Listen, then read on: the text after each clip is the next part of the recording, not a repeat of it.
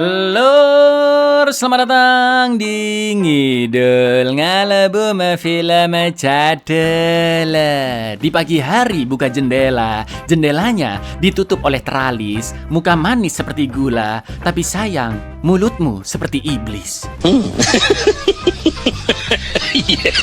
Balik mana ambil aku Icang, dan kali ini kita akan mengidul film bergenre drama komedi thriller yang berjudul How to Make a Killing tahun 2026, mengisahkan tentang seorang pria keturunan bangsawan yang akan membunuh satu persatu anggota keluarganya demi mendapatkan seluruh harta warisan. Seperti apakah keseruan film satu ini? Langsung aja kita ke requestan pertanyaan lucu dari dulurku Ican Kardian ya. Kalau pas pulang dari masjid, sendal saya yang tadinya sendal jepit jadi Eiger tanpa sengaja itu nggak apa-apa kan?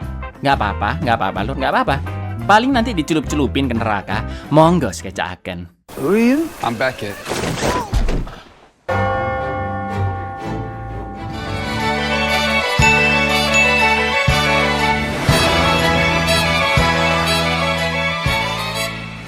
Beckett Redfellow adalah seorang keturunan dari keluarga bangsawan Redfellow yang akan dihukum mati karena terjerat kasus kriminal berat. Lalu 4 jam sebelum dieksekusi lur, Beckett ditemui oleh seorang pastor penjara, sebut saja Pak Ijo, yang mempersilahkan Beckett untuk menceritakan apapun di akhir hidupnya. Alih-alih merasa bersalah dan ingin menebus dosanya, seperti napi-napi kebanyakan yang mengalami hukuman sama, Beckett yakin dia pasti akan terbebas dari penjara dan mulai menceritakan mengapa dia sampai berada di balik jeruji besi.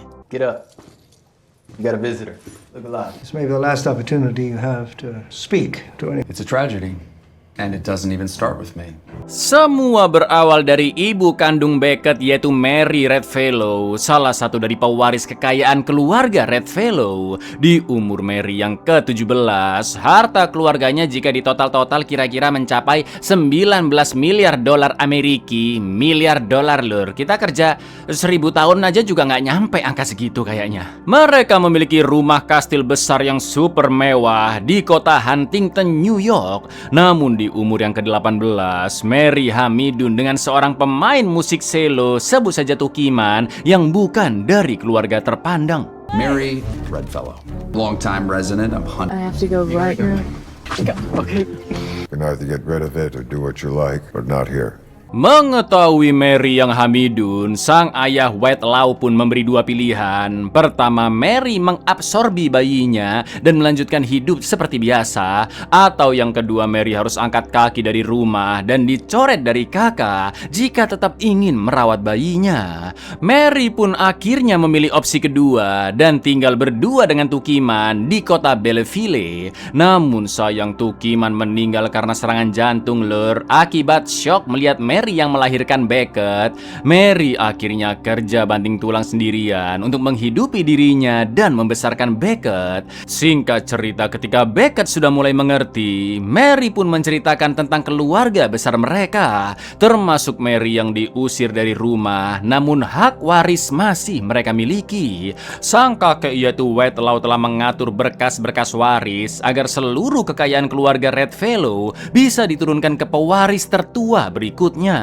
Namun dari seluruh silsilah keluarganya, Beckett adalah keturunan yang paling bungsu alias yang paling muda lur. Atau dengan kata lain, Beckett harus menunggu sampai semua anggota keluarganya mati untuk mendapatkan seluruh warisan tersebut. Dan inilah cara menghasilkan keuntungan besar. And me, being the youngest, I might inherit the entire thing. An island or two would be the next oldest in line. We may have been kicked out of the... We weren't kicked out. I just had to wait for all of them to die. Meskipun seorang keturunan bangsawan yang sekarang single parent, Mary bisa mendidik dan merawat Beckett dengan sangat baik layaknya anak bangsawan. Maka dari itu Beckett tumbuh menjadi bocil yang cerdas dan jauh dari kata jamet lur. Lalu ketika sedang mengikuti kursus memanah, Beckett bertemu dengan seorang gadis yaitu Julia. Mereka saling menyukai satu sama lain dan Beckett sempat membahas tentang harta warisan miliaran dolar yang akan dia dapatkan dari keluarganya. Tapi naas di usianya yang masih belia, Beckett harus kehilangan ibunya Mary yang meninggal karena suatu penyakit. Namun sebelum menghembuskan nafas terakhirnya, Mary memberi amanah agar Beckett harus berjuang mendapatkan hak warisannya bagaimanapun caranya demi mendapatkan kehidupan yang layak. Mirisnya tidak ada satupun keluarga Redfellow yang mendatangi pemakaman Mary. Bahkan Mary juga dilarang untuk dikebumikan di lahan keluarga Redfellow. Right off, I could see we were the perfect match. That you won't quit until you have the Truth and the life. In that moment, I made up my mind. Agar bisa terus mengenang ibunya tercinta, Beckett menyimpan potongan rambut Mary yang dia masukkan ke dalam kalung liontin. Setelah itu Beckett juga mendatangi kediaman Redfellow, namun sayang kedatangannya ditolak oleh kakeknya Whitelaw melalui ajudannya. Karena sudah tidak memiliki siapa-siapa, Beckett pun melanjutkan hidupnya di panti asuhan dan tidak pernah bertemu Julia lagi. I saw her less and less until finally, never at all. After that, I enjoyed of the New Jersey foster care.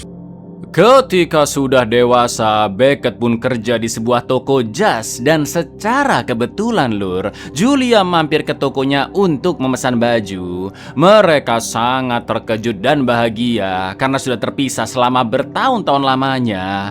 Beckett pun sempat mengajak Julia ngopi jos areng kapan-kapan, tapi Julia menolak karena ternyata dia sudah menikah dengan seorang pria bernama Lyle. Lalu sebelum pergi, Julia pun sempat bercanda bahwa Beckett bisa menghubunginya jika berhasil membunbun semua keluarga Redfellow dan mendapatkan warisannya. Beckett? No way. Oh my god, hi. I was in London for now I'm back in the old country. All inherited. Well, call me when you've killed them all.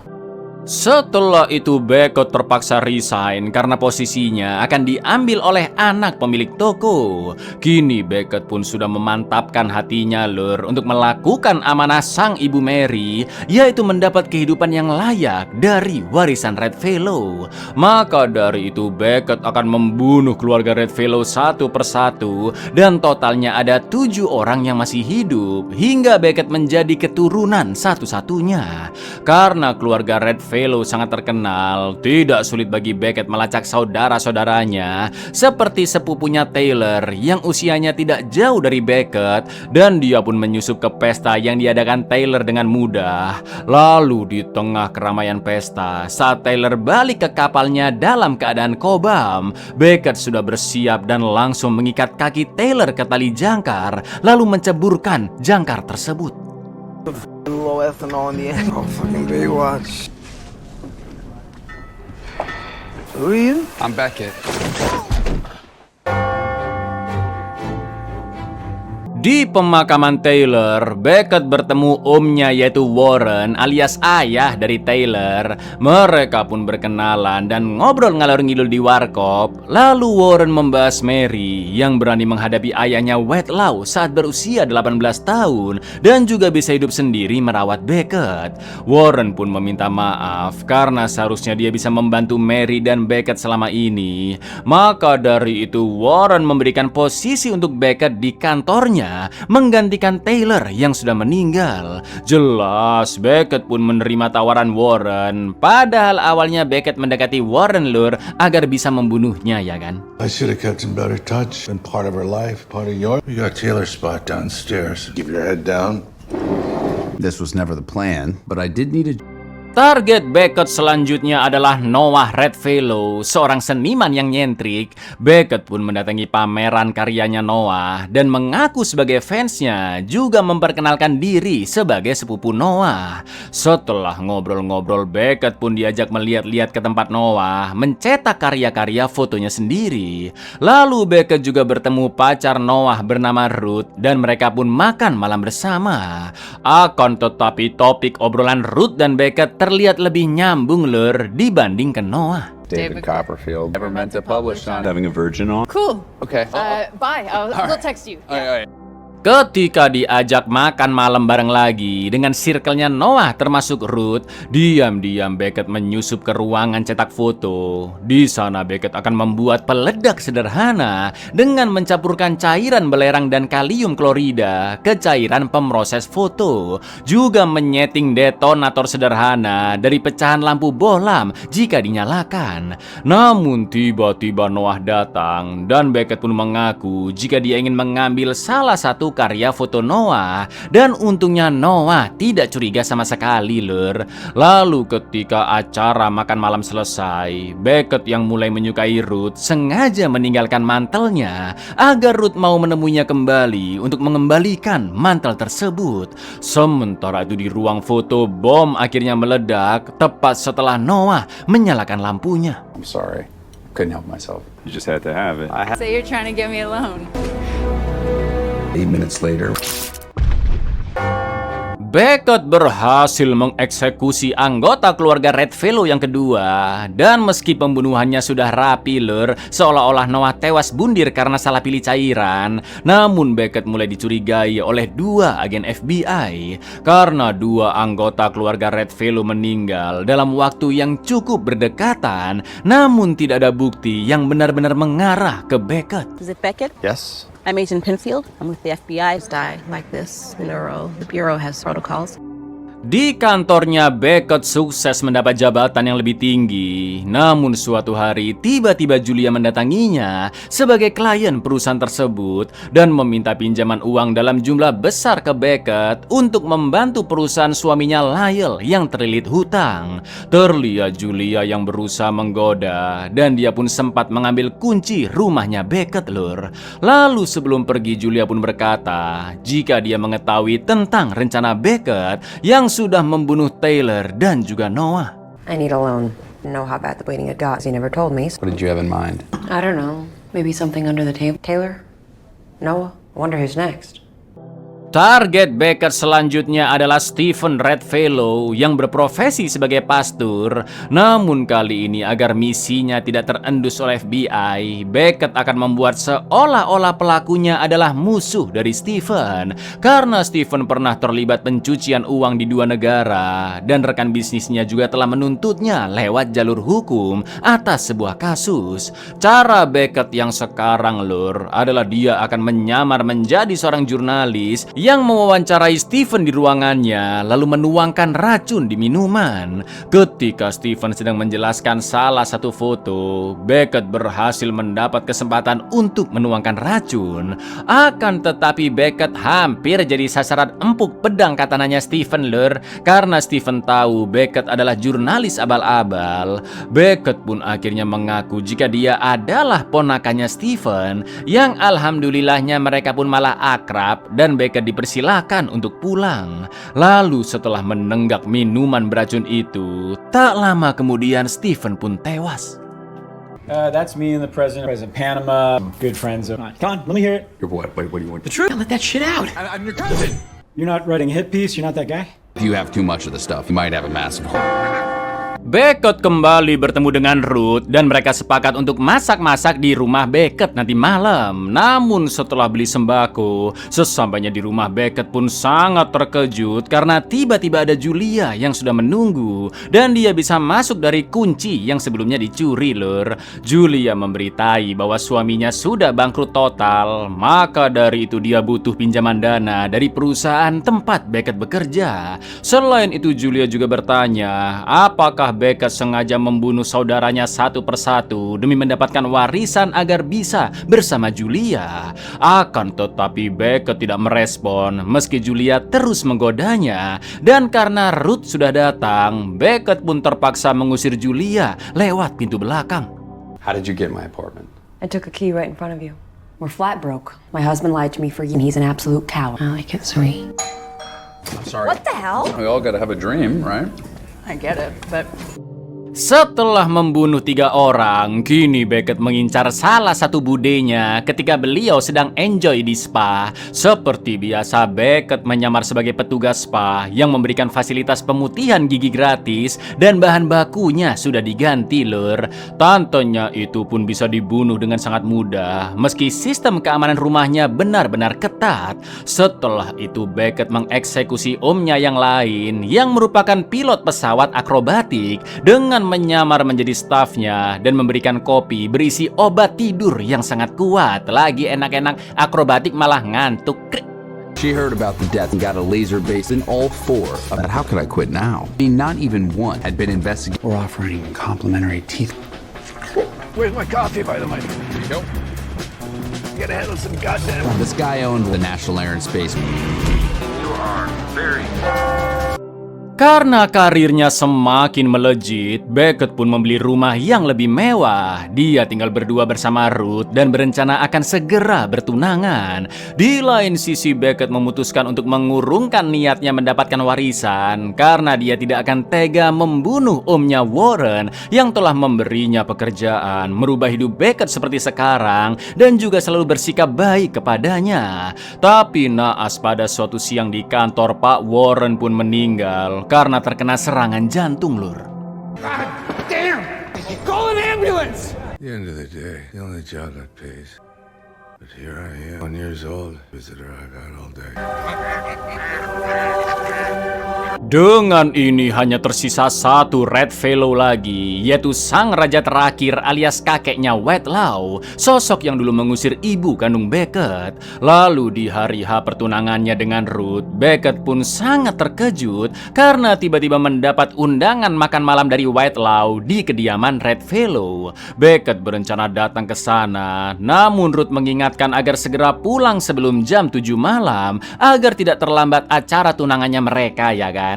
Akan tetapi lagi-lagi Julia sudah menunggu di kantor dan menunjukkan foto-foto Beckett di beberapa TKP kematian anggota keluarga Red Fellow. Karena ternyata sejak kematian orang pertama yaitu Taylor, Julia yang merasa curiga dengan Beckett mengutus rekannya untuk membuntuti Beckett dan memfotonya. Julia pun mengancam akan memberikan foto-foto tersebut kepada Ruth jika Beckett tidak memberikan uang pinjaman ke suaminya Lyle hari itu juga, dan tidak menutup kemungkinan Julia juga akan melaporkan bukti-bukti tersebut ke FBI. Remember to breathe. Very important. You have 30 minutes. Longer than that, she'll get a pass like the one I gave you. 1,000 by 5 o'clock. Done around. Deliver the checks to my husband. Gak pakai lama, Beckett langsung OTW ke kantor Lyle dan memberikan cek sesuai permintaan Julia. Beckett sempat memegang pisau yang biasa digunakan untuk membuka amplop, lur. Namun saat sedang menulis cek, Lyle sempat mengejek Beckett yang dulu hanya karyawan di toko jas, dan Beckett yang emosi pun sempat menyerang Lyle. Call it off. Just write the checks first. This little bastard from now. Dari sana Beckett langsung OTW ke kediaman Red Fellow di kota Huntington, New York. Suasana di sana begitu sunyi dan Beckett akhirnya bertemu sang kakek Whitelaw. Mereka pun ngobrol-ngobrol dan dari perbincangan ini, lur, Whitelaw sudah tahu jika Beckett lah yang membunuh semua anggota Red Fellow, namun dia tidak mempermasalahkannya. Di sini kita bisa menyimpulkan bahwa Whitelaw melihat Beckett sebagai cerminan dirinya saat masih muda, yang sama-sama ambisius, licik, dan rela melakukan apapun demi mendapat kekuasaan. Selain itu, Whitelaw mengatakan jika Mary adalah anaknya yang paling dia sayangi karena cerdas dan berani memperjuangkan apa yang dia inginkan. Namun ironisnya, Whitelaw membuang Mary begitu saja karena Hamidun bersama pria yang bukan darah bangsawan. Setelah itu, Whitelaw menunjukkan senapan milik buyutnya Beckett yang dulu digunakan untuk melawan Jerman di Perang Dunia Pertama. Akan tetapi Beckett tiba-tiba disuruh memegang senjata itu lalu menembak tepat ke arah jantung Whitelaw dan Trench gun. Belonged to your great uncle World War I. Why don't you try this? Here. Right here. Better be going home. Beckett tidak sanggup melakukannya, dan saat akan OTW pulang, ternyata Whitelaw sudah memerintahkan penjaga rumah untuk mengunci semua pintu maupun jendela. Tak lama kemudian Whitelaw pun datang membawa senapannya. Lalu inilah yang terjadi, Lur. No way out! Tire yourself! Boil it up from the outside shore. Whitelaw akhirnya tewas dipanah oleh Beckett, namun ini bukanlah pembunuhan karena Beckett hanya membela diri. Ya, bisa dibilang ini adalah ujian dari Whitelaw yang percaya bahwa orang paling kuat dan paling kejamlah yang pantas mewarisi seluruh kekayaan Redfellow. Whitelaw sadar dirinya sudah tua dan lebih memilih mati dibunuh oleh penerusnya daripada mati karena penyakit. Maka dari itu Whitelaw sengaja memancing Beckett agar berani membunuhnya dan bisa terlepas dari tuduhan karena hanya membela diri. Setelah menjelaskan apa yang terjadi ke polisi, Beckett pun buru-buru balik ke rumah, namun sayang pesta pertunangannya sudah selesai. Beckett berusaha menceritakan ke Ruth apa yang baru dia alami di kediaman Redfellow, dan dengan meninggalnya Whitelaw, Beckett menjadi satu-satunya anggota keluarga Redfellow yang masih hidup, Lur. Pada akhirnya seluruh harta benda keluarga besarnya pun langsung diwariskan kepada Beckett. Pesta perayaan diadakan di kastil kediaman Redfellow yang sangat amat mewah. Namun di tengah segala kebahagiaan itu, tiba-tiba The right kind of life. This had to be it, right? Sure, she had a few minutes. Nancy Dillard, the Dillards. Megan Pinfield, FBI. For what? For murder. Of who? Lyle Archdale. Beckett dijadikan tersangka pembunuhan Lyle karena sidik jarinya terdapat di pisau pembuka amplop yang sempat disentuh oleh Beckett, dan pisau tersebut menjadi senjata pembunuhannya, Lur. Tuduhan itu semakin kuat karena dari CCTV kantor, Beckett terlihat buru-buru masuk ke ruangannya Lyle. Jelas Beckett pun bingung karena sebelumnya dia hanya menampar juga sedikit mencekik Lyle saja, ya kan, Lur.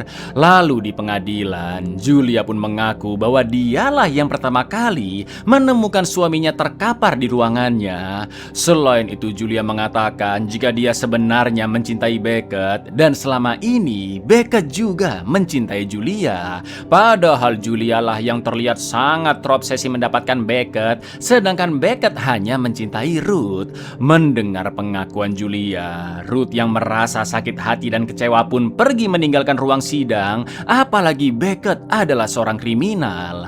Atas kasus tersebut, Beckett pun dijatuhi hukuman mati dan dia akan menghabiskan hari-hari terakhirnya di balik jeruji besi. He with you? Beckett Redfellow has his entire life. Were you in love with Mr. Redfellow at the time? Yes.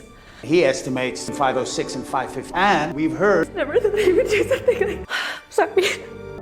Singkat cerita, 24 jam sebelum Beckett dieksekusi mati, Julia pun datang menjenguknya untuk memberikan sebuah informasi bahwa saat melihat suaminya Lyle yang mati, sebenarnya Julia juga menemukan surat pernyataan Bun-Bun yang ditulis oleh Lyle. Mungkin karena Lyle stres terlilit hutang yang sangat besar, Julia pun mengatakan jika dia akan merilis surat tersebut ke publik, asalkan dengan satu syarat, yaitu Beckett harus mengalihkan seluruh kekayaan keluarga Redfellow kepada Julia, Lur. Sumpah ini cewek brengkes banget, ya kan? Dan di film ini memang tidak dijelaskan secara eksplisit apakah Lyle benar-benar Bun-Bun atau Julia yang membunuhnya agar bisa hidup bersama Beckett. Namun yang pasti, Lur, Julia sudah mengincar harta warisan keluarga Redfellow dengan cara memanfaatkan Beckett, ya kan? Jadi apakah Julia mencintai Beckett? Iya mungkin, tapi nggak tulus, Lur. Karena yang dia cintai adalah harta, kekuasaan, dan juga kendali atas orang lain. Karena tidak ada cara lain untuk selamat dari hukuman mati, Beckett pun terpaksa mengikuti permintaan Julia dan merelakan semua jerih payahnya selama ini. I'll give you a hint. It involves handwriting. You're foul. Is that what you're saying? Did Lyle leave a note? Is that what you're saying? I should be leaving. I'm gonna die in 24. Give me everything. Sign it over to me.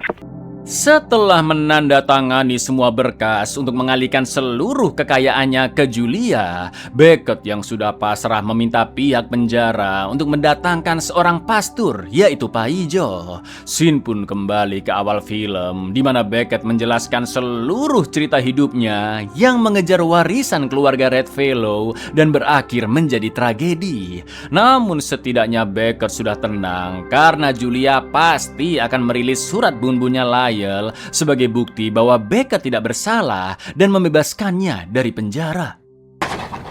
You need anything else? Got a priest. The Lord is my shepherd, I shall not want. Maketh me to lie down. It's because I thought our friend might come through. Sesuai janji, Julia pun merilis surat bunbun Lyle dan Beckett akhirnya bebas. Di luar penjara, Ruth sudah menunggu hanya untuk mengembalikan liontin berisi rambut mendiang Mary. Setelah itu Ruth pun pergi begitu saja tanpa mengatakan sepatah kata pun karena Ruth tidak mau hidup bersama seorang kriminal dan dia juga telah dianggap berselengki dengan Julia. Sementara itu Julia juga sudah menunggu di parkiran lur, menggunakan mobil mewah beserta supirnya. Lalu film pun ditutup dengan Beckett yang tidak punya apa-apa lagi dan terpaksa hidup bersama Julia di kediaman Redfellow. Pada akhirnya Julia lah yang berhasil memenangkan segalanya dan juga mendapatkan pria yang dia inginkan.